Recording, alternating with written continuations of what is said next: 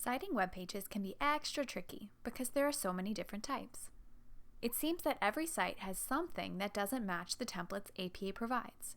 Try to keep in mind that the templates are there to guide you, but you can still figure out how to cite if your source doesn't match up. Let's take a look at an example. Here's an article from the CDC on influenza. The first thing we need to cite a web page is the author. That's odd. Where is the author? I don't see one.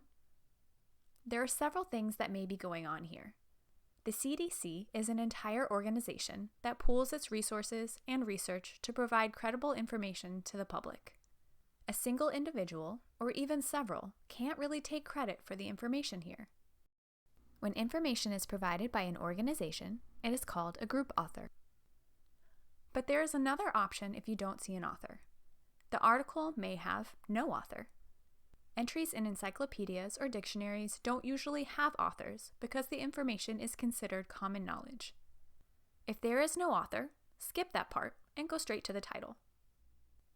The next bit of tricky information when citing a web page is the date. Most articles include the date on the top, but what if it isn't there? Don't panic. First, try scrolling down. The date the article was last updated may be at the bottom, like it is here. The date is entered year, comma, month, day, in parentheses. You may need to use the copyright date if the last update isn't there. And if there's no copyright date, then you can enter N.D., which stands for no date. The key here is to do your due diligence to find information before skipping it or putting no date. If you just take a quick glance at the source and don't see the date, but your professor is easily able to find it, then you're likely to lose points. Phew, we got through the first two parts. The next part is title of work. I wish this one were more straightforward. Which is the title here? Is it this title of the page, Key Facts About Influenza? Or this one, Seasonal Influenza Flu Homepage? Or this one, About Flu?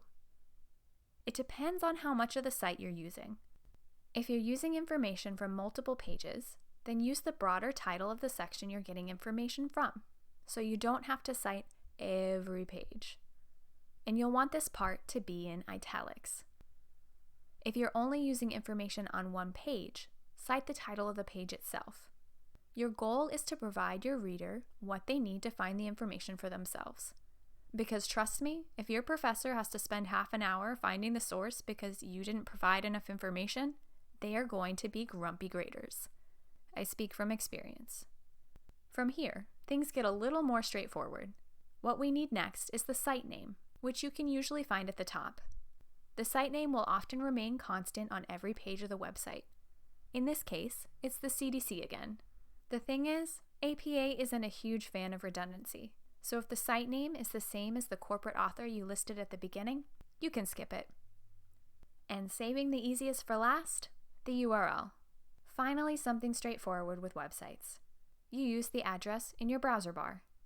Whichever page you chose to cite as the title of the work is the one you want to use for the URL. So if you had chosen to cite the larger seasonal influenza site, you need to use that URL instead. Otherwise, you're done. Congrats!